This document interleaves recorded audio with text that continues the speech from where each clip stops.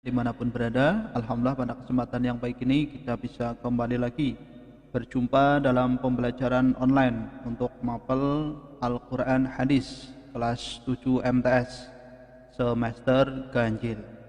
Kali ini kita akan membahas mulai dari bab yang pertama, yaitu Al-Quran dan Hadis, pedoman hidupku.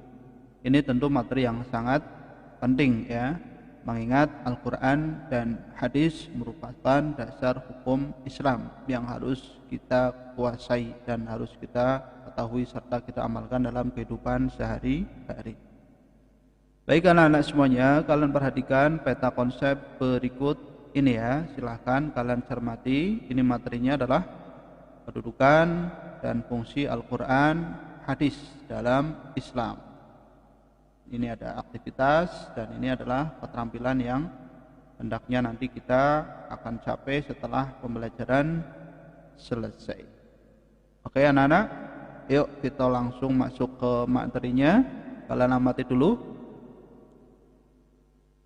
Ini ada gambar ya, siswa sedang belajar Al-Quran. Kalian amati. Oke ya, baik. Semoga kalian di rumah juga sudah membiasakan diri belajar Al-Quran dan mentadarus Al-Quran. Yang pertama adalah Al-Quran. Apa itu Al-Quran? Menurut cendekiawan Muslim Quraisy Shihab, kata Al-Quran berasal dari kata kerja qara'a yang berarti membaca, dan kata dasarnya adalah Quran yang berarti bacaan. Ya, Al-Quran itu adalah bacaan secara bahasa. Kemudian secara istilah, para ulama memberikan pengertian bahwa Al-Quran adalah kalamullah yang menjadi mukjizat yang diturunkan ke dalam hati Nabi Muhammad SAW, diriwayatkan kepada kita secara mutawatir, dan membacanya dinilai sebagai ibadah. Ini adalah pengertian Al-Quran menurut istilah. Bisa dipahami ya anak-anak ya? Ya, kalamullah yang diturunkan kepada Nabi Muhammad SAW melalui malaikat Jibril alaihissalam sebagai petunjuk bagi umat manusia tentunya. Kemudian dari pengertian tersebut dapat dipahami bahwa yang pertama, Al-Quran merupakan kalamullah. Yang kedua, Al-Quran merupakan mukjizat yang artinya hal luar biasa yang diturunkan kepada Nabi Muhammad SAW. Yang ketiga, Al-Quran diturunkan ya, atau difirmankan secara mutawatir. Membacanya merupakan ibadah. Membaca Al-Quran menjadi tanda keimanan seseorang ya. Jadi Al-Quran ini diturunkan secara berangsur-angsur, dan membacanya adalah bagian dari ibadah. Yang kedua, nama-nama Al-Quran ya. Di antara nama-nama Al-Quran yang pertama adalah Kitabullah ya, atau Kitab Allah. Hal ini sesuai dengan Al-Quran surat Al-Baqarah ayat 2. Mari kita baca bersama. Bismillahirrahmanirrahim. Dzalikal kitabu la raiba fihi hudal lil muttaqin. Yang artinya, kitab Al-Quran ini tidak ada keraguan padanya, petunjuk bagi mereka yang bertakwa. Ya. Al-Quran surat Al-Baqarah ayat 2. Selain kitab Allah ya, atau kitab Allah, ada juga nama lain dari Al-Quran, yaitu Al-Furqan. Kalian lihat dalam Al-Quran surat Al-Furqan ayat 1. Mari kita baca bersama. Bismillahirrahmanirrahim. Tabarakalladzi nazzalal furqana ala 'abdihi liyakuna lil 'alamina nadhira.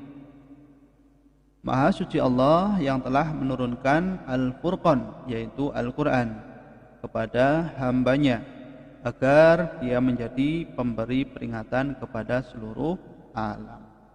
Al-Quran surat Al-Furqan ayat 1. Ya, ini adalah nama-nama lain dari Al-Quran. Ya, dan masih ada beberapa nama Al-Quran yang lain, namun kita tidak bahas pada kesempatan kali ini. Kemudian fungsi Al-Quran. Yang pertama, Al-Quran dalam Islam. Ya, kalian perhatikan fungsi Al-Quran secara umum sebagai sumber ajaran atau hukum Islam yang utama. Kemudian sebagai konfirmasi dan informasi terhadap hal-hal yang tidak dapat diketahui oleh akal. Kemudian petunjuk hidup manusia ke jalan yang lurus tentang berbagai hal. Kemudian sebagai pengontrol dan pengoreksi terhadap ajaran-ajaran masa lalu, yaitu Injil, Zabur, dan Taurat. Ya, ini adalah fungsi Al-Quran dalam Islam. Di dalam Al-Quran ada 3 fungsinya sebagai petunjuk.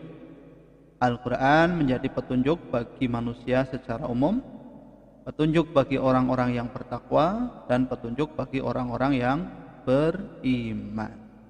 Bisa dipahami ya anak-anak ya? Oke, kita lanjutkan.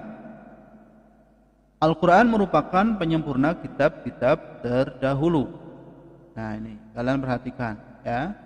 Terdapat dalam Al-Quran surat Al-Maidah ayat 48. Mari kita baca bersama. Bismillahirrahmanirrahim.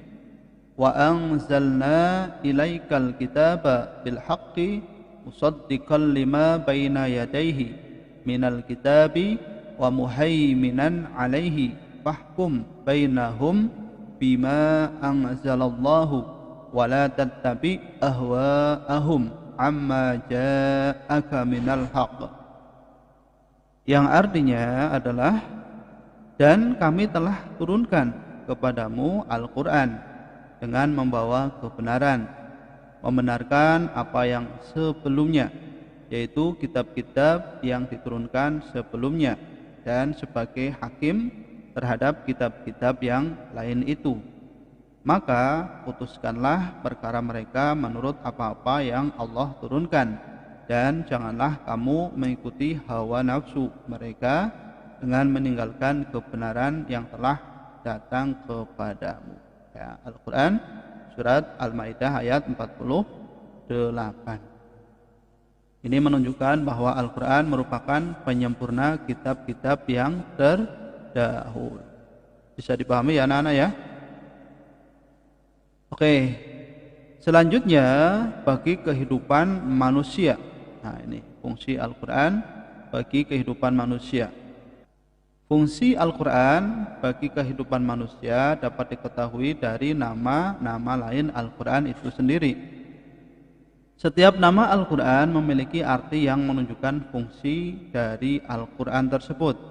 Misalnya Al-Huda, yaitu petunjuk, Al-Furqan, pembeda, dan lain sebagainya. Bisa dipahami ya? Oke. Nah, setelah kita tadi belajar Al-Quran, sekarang kita masuk ke pembahasan mengenai hadis. Apa itu hadis? Kalian perhatikan. Pengertian hadis secara bahasa adalah baru, tidak lama, ucapan, pembicaraan, dan juga cerita. Kemudian menurut para ulama, hadis merupakan sinonim dari sunnah, yaitu setiap sesuatu yang diriwayatkan atau dinisbahkan kepada diri Rasulullah SAW, baik berupa perkataan, perbuatan, dan juga penetapan sifat atau perjalanan Nabi, baik sebelum atau sesudah diutus menjadi Rasul. Ya, ini adalah pengertian hadis secara bahasa dan juga istilah. Silakan kalian cermati dan pahami dengan baik.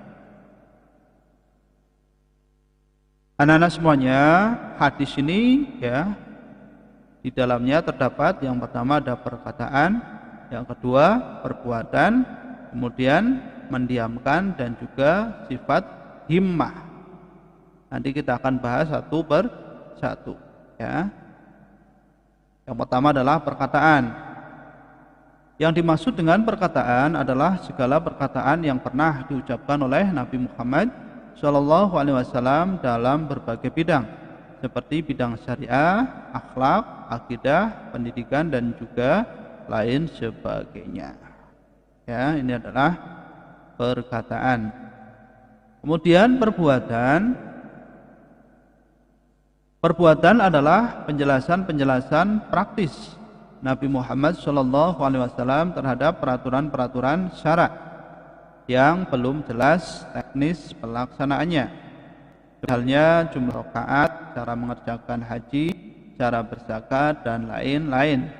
Perbuatan Nabi yang merupakan penjelas tersebut haruslah diikuti dan dipertegas dengan sebuah sabdanya. Ini hadis mengandung perbuatan Rasulullah Shallallahu Alaihi Wasallam. Selanjutnya takrir. Apa itu takrir? Takrir adalah keadaan beliau yang mendiamkan atau tidak mengadakan sanggahan dan reaksi terhadap tindakan atau perilaku para sahabatnya, serta menyetujui apa yang dilakukan oleh para sahabatnya itu, ya. Jadi takrir ini adalah sikap diam Rasulullah Shallallahu Alaihi Wasallam, yang artinya juga Rasulullah tidak memberikan sanggahan atau reaksi terhadap tindakan perilaku para sahabatnya. Ya, artinya Rasulullah itu menyetujui apa yang dilakukan oleh para sahabatnya itu. Baik. Kemudian yang keempat, sifat, keadaan, dan himmah atau keinginan Rasulullah Shallallahu Alaihi Wasallam. Maksudnya adalah yang pertama, sifat-sifat Nabi yang digambarkan dan dituliskan oleh para sahabatnya dan para ahli sejarah, baik mengenai sifat jasmani maupun moral atau akhlaknya.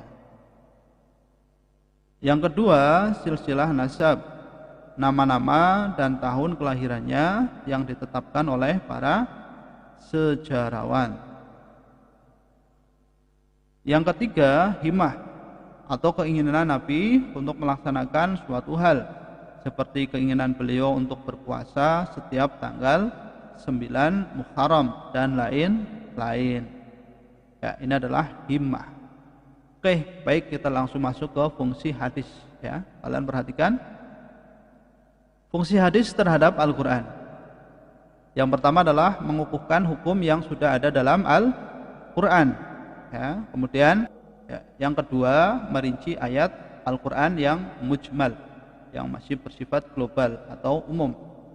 Kemudian menetapkan hukum yang belum terdapat dalam Al-Quran. Kemudian membatasi keumuman ayat Al-Quran.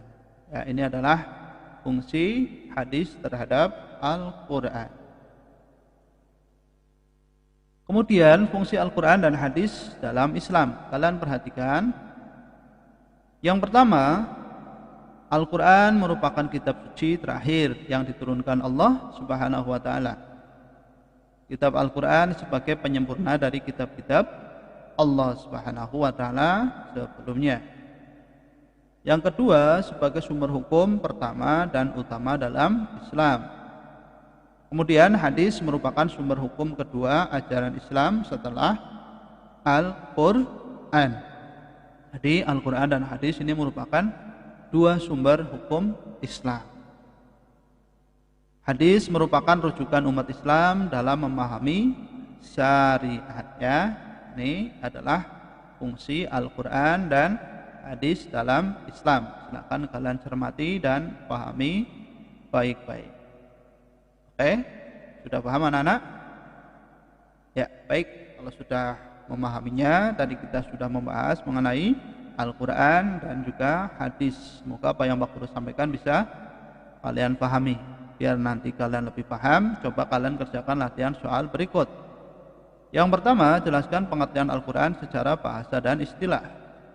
Yang kedua, sebutkan dua nama-nama lain dari Al-Quran. Ketiga, tulislah dalil yang menerangkan bahwa Al-Quran merupakan kitab Allah. Keempat, jelaskan pengertian hadis secara bahasa dan istilah. Dan yang kelima, sebutkan 3 fungsi Al-Quran dan hadis dalam Islam. Oke ya anak-anak ya, silakan kalian kerjakan dengan baik. Semoga dengan mengerjakan soal ini kalian menjadi lebih paham dan mengerti. Demikian materi yang bisa Pak Guru sampaikan, semoga bisa bermanfaat. Terima kasih ya, insya Allah kita akan lanjutkan dalam video pembelajaran selanjutnya. Kurang lebihnya minta maaf.